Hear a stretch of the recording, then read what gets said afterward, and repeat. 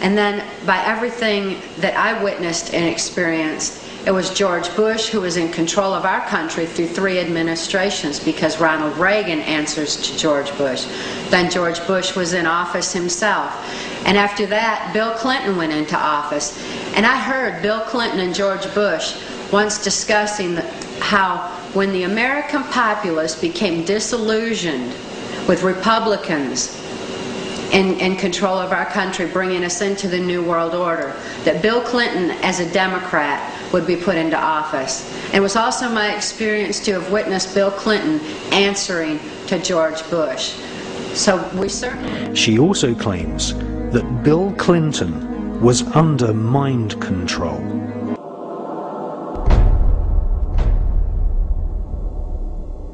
In covertly recorded off-air transmissions from the Bush-Clinton presidential election campaign in the 1990s, we can see that Bill Clinton was nothing more than a puppet to the puppet masters which placed him in the White House. Bill Clinton's demeanor seems to be similar to a person who is under a hypnotic trance.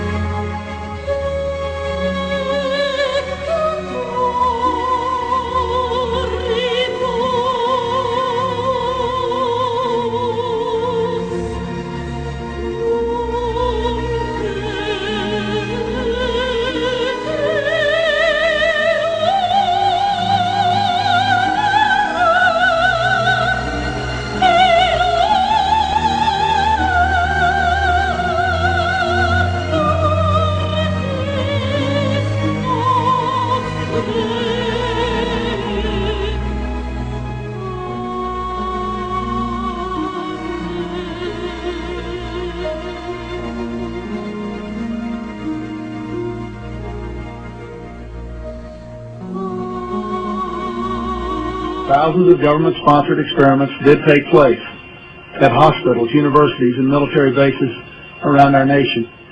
Some were unethical, not only by today's standards, but by the standards of the time in which they were conducted. They failed. The origins of psychological warfare were in Nazi Germany, and in the Nazi ideology, they had something that was called Weltanschauungskrieg, which means worldview warfare. The idea for them was imposing the Nazi worldview on the countries that they had occupied. The Americans picked up this idea, created an American version of it, and called that psychological warfare.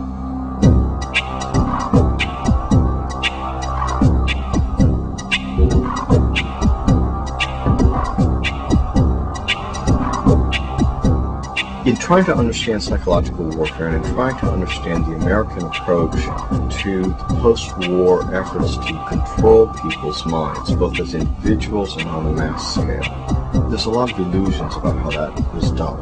Were Nazis involved in that process? Yes, they were. Project Paperclip was a United States government-sanctioned CIA operation for the importation of Nazi and fascist scientists into the United States.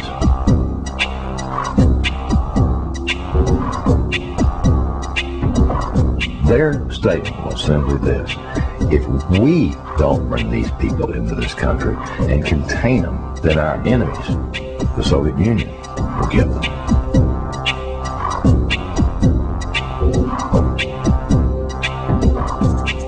First wave was to bring these scientists. There was 700 odd propulsion scientists, and then there were some 600 and some odd mind sciences people that they brought in.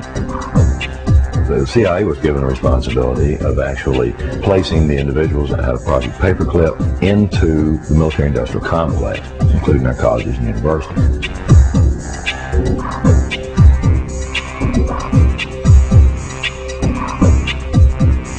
Mind control was a psychological warfare weapon that Adolf Hitler regarded as the answer for taking over the entire planet.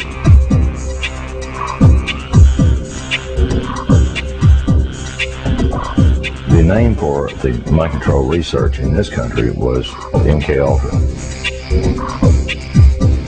MKUltra was one program, a series of programs that came out of the CIA to experiment with different types of mind control, using drugs, using electroshock, using insulin shock, and other techniques.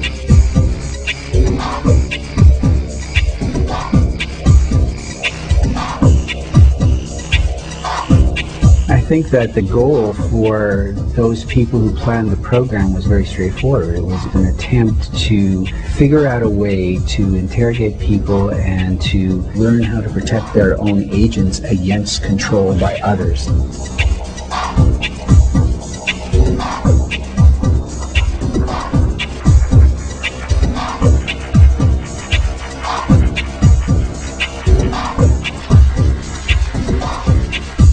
If you put someone in a position of being disabled by not feeding them or not allowing them to sleep or overwhelming them with sound, if you use massive shock treatment and you give people massive doses of drugs such as PCP or mescaline or amphetamines or LSD, and if you put them in periods of darkness where they can't predict from one minute to another what is going to happen next, so they're always dreading, there's no consistency to sort of what's going to happen, anybody can be put in a position of being open to brainwashing. Trying to understand psychological warfare and trying to understand the American approach to the post-war efforts to control people's minds, both as individuals and on a mass scale. There's a lot of illusions about how that was done. Were Nazis involved in that process? Yes, they were.